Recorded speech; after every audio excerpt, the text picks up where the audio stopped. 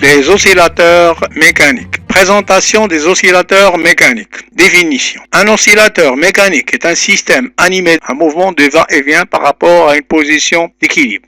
Si le système oscillant est abandonné à lui-même, les oscillations sont dites libres. Si un système extérieur, qui est appelé excitateur, impose la période des oscillations à l'oscillateur qui est appelé résonateur, les oscillations dans ce cas-là sont dites forcées. Exemple, un système ressort solide. C'est l'ensemble d'un ressort dont l'une des extrémités est fixe, l'autre étant relié à un solide. Cet ensemble-là constitue ce qu'on appelle un pendule élastique. Il y a ce qu'on appelle le pendule élastique horizontal. Alors regardez dans ce cas-là, le corps S, qu'est-ce qu'il fait? Il fait un mouvement de va-et-vient par rapport à la position d'équilibre. Ça, c'est ce qu'on appelle un pendule élastique horizontal. On peut le schématiser comme ceci. Le ressort à vide et le ressort après allongement et le ressort après allongement. Le deuxième cas, c'est un pendule élastique vertical. Alors le ressort, il a un point fixe et l'autre point est relié à ce corps-là. Alors si on fait pas de frottement et on voit que le mobile fait un mouvement de va-et-vient par rapport à la position d'équilibre, on appelle pendule élastique vertical. On peut le schématiser dans ce cas-là. On a besoin de trois schémas. Le ressort à vide, le ressort à l'équilibre et le ressort en mouvement dans un instant T.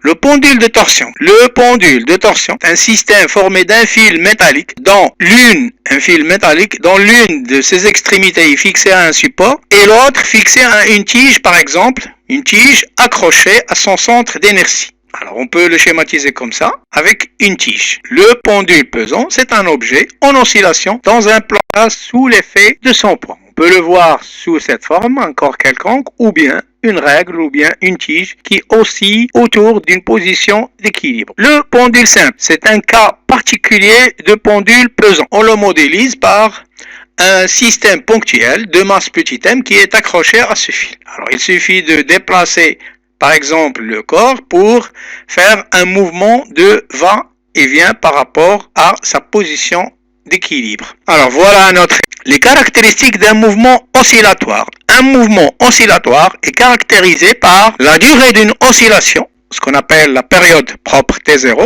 C'est le temps pour faire un aller-retour. Alors ce temps-là, on le note T0 et on l'appelle période des oscillations propres. Pour décrire le mouvement d'un oscillateur autour de sa position d'équilibre, on étudie l'évolution temporelle de son élongation. Alors l'élongation, ça doit être soit x lorsqu'il s'agit d'un pendule élastique, soit θ dans les autres pendules. Quatrièmement, amortissement des oscillations. Lorsqu'on écarte un oscillateur mécanique de sa position d'équilibre stable et on l'abandonne sans vitesse initiale, il va effectuer des oscillations libres. Leur amplitude diminue progressivement et l'oscillateur finit par s'arrêter à sa position d'équilibre. L'oscillateur est amorti. Ce phénomène d'amortissement est dû au frottement, c'est-à-dire du point de vue énergétique, il est dû à une perte ou une dissipation d'énergie. Alors il existe deux types de frottement. Alors il y a ce qu'on appelle le frottement solide qui a eu lieu entre un oscillateur qui est solide et un autre solide. L'amplitude dans ce cas-là diminue d'une manière linéaire, c'est-à-dire que les extrémités sont dans un segment de droite. On peut le voir ici aussi. Ou bien le frottement sans fluide. Frottement fluide, il se produit entre un oscillateur et un corps fluide qui peut être soit un liquide ou un gaz. Dans ce cas-là, on constate que l'amplitude diminue exponentiellement. L'amplitude diminue exponentiellement avec le temps. Voilà un bon exemple et voilà un deuxième exemple. Régime d'amortissement. Alors en absence des frottements, il y a la courbe suivante. Alors lorsqu'il n'y a pas de frottement, on a ce qu'on appelle un régime qui est périodique.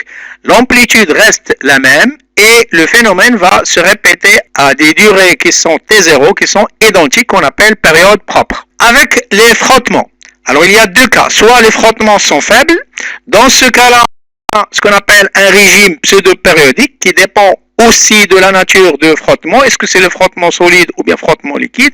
Et dans tous les cas, on a ce qu'on appelle un régime pseudo-périodique. Lorsque le frottement est très important, on va passer de régime pseudo-périodique au régime critique, qui est ici la courbe en rouge.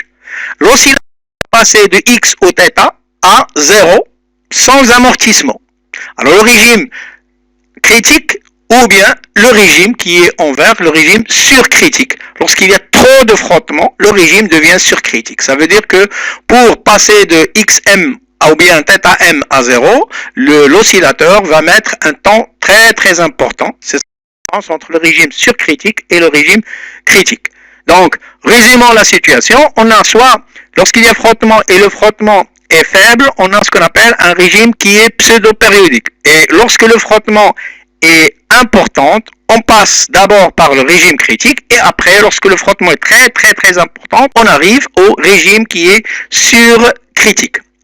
On va commencer par l'étude de pendules élastiques, ce qu'on appelle le système corps-ressort. On va parler de force, premièrement, force de rappel.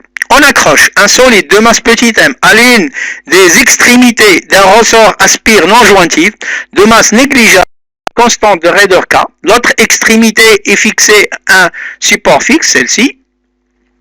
On écarte le solide de sa position d'équilibre et on relâche sans vitesse initiale.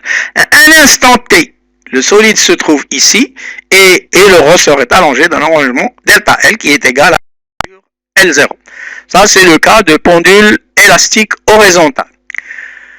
Lorsque le pendule élastique est vertical, alors dans le cas où vous avez L0, soit elle va être allongée ou raccourcie.